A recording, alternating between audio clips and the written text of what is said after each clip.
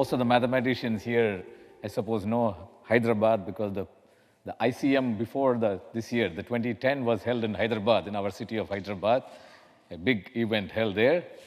And I head this university, but I was also involved with ACM and worked with WINT, and it was a pleasure to do that.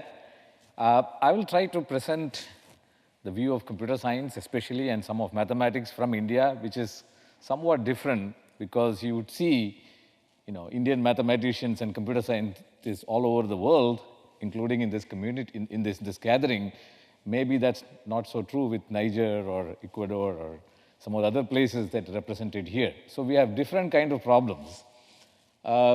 Computing, of course, has had a dream run, and it's very good for countries like India or the developing countries because we had this free lunch, everything got better, everything got cheaper. In India, there are telephone voice plans that will cost you like 30 US cents per hour, or 1 paisa for 2 seconds. They have second billing. They had billing by the seconds. These are all made possible with these fantastic advances in computing, silicon, communication, everything. And today, smartphones, Google has made a smartphone for India which costs about $30, Android One. It was just released last week. And there are normal, so-called feature phones that come for $10. And just about anybody is now connected, almost universal connectivity with cell phones, which are really computers in disguise. And this is because people at least find one use with the phones, which is speaking, talking to each other, as opposed to computers. Most of the illiterates find no use for computers, but they find one use for the phone. So this is a dream come true for resource-scarce countries or societies, if we can use it well. How do we use this fantastic advances in computing to help the country or the citizens? So there are many big problems to be solved. These countries, India, in spite of having so many years of education, so many years of people going all over, there are still large amounts of people, large communities which miss food, water, healthcare, education, livelihood, the basic amenities of life. They also require communication, recreation, entertainment, and all these are now possible. Well, at least computing can help in achieving some of these, not all of these. So the best practices can be shared, best plans, best delivery, best optimization. There are a host of projects in the country done by the government as well as several companies and foundations which try to use IT effectively to, say, increase the productivity of agriculture or getting best prices for the farmer. I mean, the agriculture, the produce is there. How do you get the best prices without involving the messy middlemen who kind of suck away all the profits? So the information can play a vital role in it. On top of that, you can have small sensors and devices, and on small budgets, you can do projects that cover the rural areas. And there is all kinds of big data and analytics which can produce big impact in this setting. So all these is possible, and in a developing nation's perspective, lowering the bottom line, that is doing things at cheaper, better, rather than pushing the top end, is equally important in research. And the great challenges come from such societies. So we hear about driverless cars, which becoming reality. I would really believe it when such cars can drive in these roads. Okay? This is real, And some of the other challenges that countries like India have in, say, education, healthcare, they are equally complex. There are all kinds of people, diversity, access problems, the background problems, social issues. All these make, providing education through IT or providing healthcare through IT or other means equally difficult as traffic is in these kind of situations. So who would do this? Who would solve these problems? Ultimately, these problems have to be solved locally because the researchers sitting in USA or Germany really don't understand these problems. Their interest stops when things are affordable to their societies, naturally. And that's the way they should be. Whereas societies like ours, or the Indian society, or the Ecuadorian or Niger society, they should be doing the research for themselves. And one of the things, how can math, CS, science help? How can STEM help? People, education is one of the key things, of course, and livelihoods can be enabled. You can have new livelihood options enabled by computation, communication, and storage. And India is a big winner in this. The whole outsourcing industry, the whole call centers situated in Bangalore or other parts of the world. These are made possible by extra, ultra cheap communication. Okay? And India is a huge beneficiary. Similarly, there may be more innovative things that we can do that uses, what do we have are people. People with native human intelligence, no particular education, not even perhaps literacy. They probably can read the local language a little bit. How can we use them? How can we use this native human intelligence for creative livelihood creation? New kind of livelihood. It should be possible. And these are the hardest problems to be solved for the future. And we need to prepare researchers. Such problems will be solved only by researchers. And who are the native researchers? So in India, the so-called IT, computer science, math areas are very popular. At least the IT and computer science are extremely popular. And as with anything involving numbers of people, India will blow you away. There are 400 million kids of below age 15. That will be the third largest country in the world. After China and India, the third largest country is the 15-year-olds or below in India. And about 25 million students are there of any age 10, age 11, age 12. That means that many students should be joining college. Unfortunately, we don't do a good job of giving them good high school or middle school education. So not all of them are coming to college. Still, about 500,000 students, about 1 million students join engineering at large, and computer science is typically part of engineering. About half of them sort of join the computing, larger computing-related areas. This is the number of undergraduates who join. This is a huge number. In mathematics, the numbers are still quite large, perhaps, but the passion may not be, as you would see later, why there is a passion for computer science. Software jobs have come up in the last 2 decades. The IT and IT-enabled services, over 3 million individuals are employed directly by it.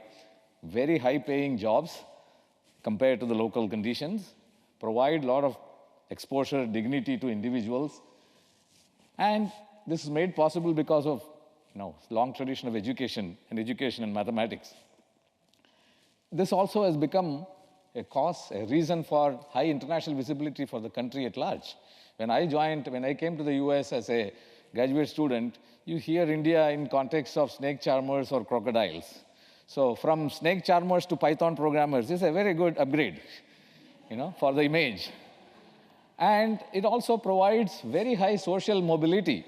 People who coming from the rural areas who get a computing degree or who are good at it, get a job in Infosys and maybe a Google, and they travel all over the world, produce products for the world. And that's a great feeling. Yet, knowledge creation or research has been seriously lagging within the country. The undergraduate education, good numbers, large numbers, not all of them are getting great education, but good numbers are getting great education, some are getting good education, some are getting indifferent education.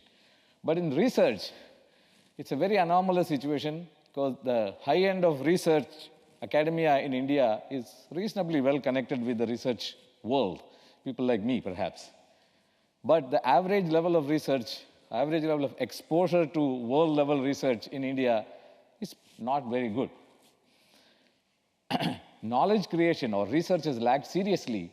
I said about 500,000 undergraduates join computing. We produce probably less than 150 PhDs per year. So 500,000 to 150. That's a large drop. And for some reason, we've not been able to enthuse people into doing research in computer science or mathematics, similar areas. In the 20 years ago, 25 years ago, a lot of the Indian bright students used to come to Europe and US to do the PhD. Even that numbers are dropping now. It's not as, at least from the elite or top institution, the top students are not interested anymore.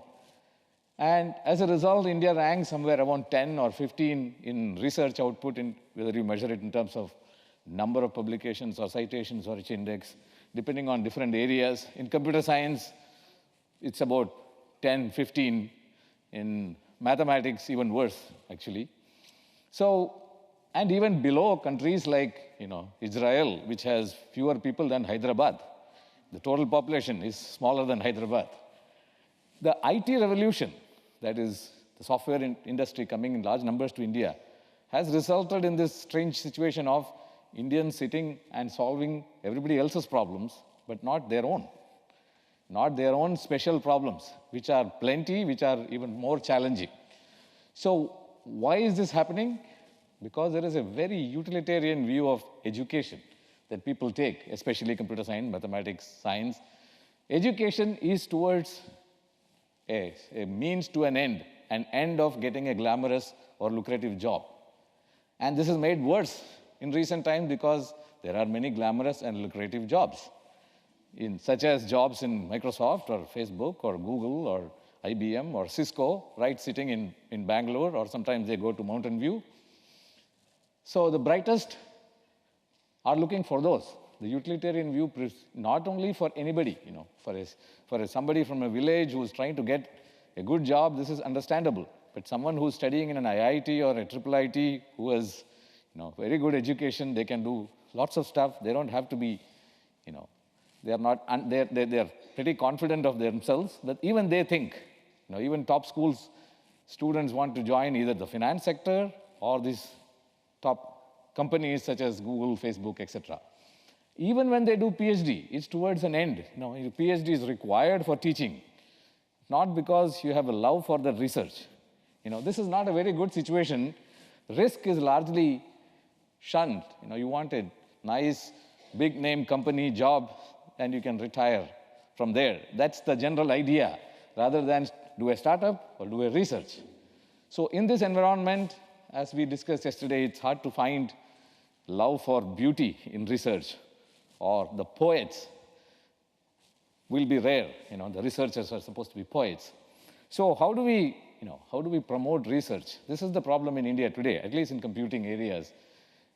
We need to, one idea is to, or one essential idea is to have college students and school students to see what is research, to experience research. And the teaching methods have to be imaginative and creative, which is far from it in India. At least school level teaching methods are rote learning and cramming is highly emphasized.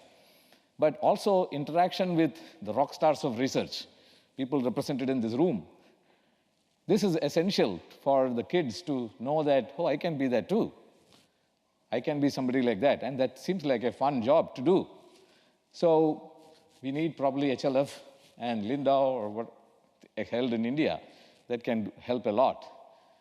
ACM India has been trying to bring a couple of Turing Award winners or top researchers annually to one of the functions. But that's just one function in the large country. We need more of it. And research, undergraduate levels, instead of telling them that this is get a degree, get a job in, big name company, instead of that, expose them to research. And this is something that is happening now slowly. At least my own institution, undergraduate research is one of the things that we emphasize from day one. All undergraduates have option of engaging in research that we do in our research groups. And this is happening in many more institutions, and this has some impact. And we need to, India, with all the youth, with 400 million kids below age 15, is going to be the supplier of the youth, the fountain of the youth for the world. And this problem is not just India's problem. If you need researchers, if you need top hands to be working for the world 25 years from now, these are the kids who would be working. So this is a problem for all of us to solve. And all I have to say is, this is a problem for all of us to solve, so we need collaboration. We need to have better solutions, greater need for better solutions, because IT or computer science is greatly transformative in a society like that. Innovative solutions have to emerge. This could relate to teaching. How do we teach at large scale? MOOCs and other new exciting developments, we are watching very carefully. There are several efforts within India to have Indian-owned MOOCs. There is a huge effort that went on for 10 years of recording lectures. This predates MOOCs by many, many years, by a decade. There are large amount of college courses available electronically developed from India. Unfortunately, these are all 1-hour lectures, 40 of them covering the whole semester course. So they're probably very, very boring to watch, but they're there. And they're quite popular for people who really want to know things. This doesn't engage you like the MOOCs, have been trying to do. And teaching in India, or teaching Indians, is not an easy task because of the diversity, as I mentioned. Similarly, research to create better livelihood, better healthcare access, better food security, etc. And enrich, the lives of citizens using whatever, IT, mathematics, computer science. This kind of research has to be emphasized, and it requires collaboration, and it's everybody's problem, as I like to say. And so the true challenge is in how do we all work together to make this happen? And I invite ideas and collaborations towards this end. And that's all I have to say. Thank you very much for listening to this. Thank you.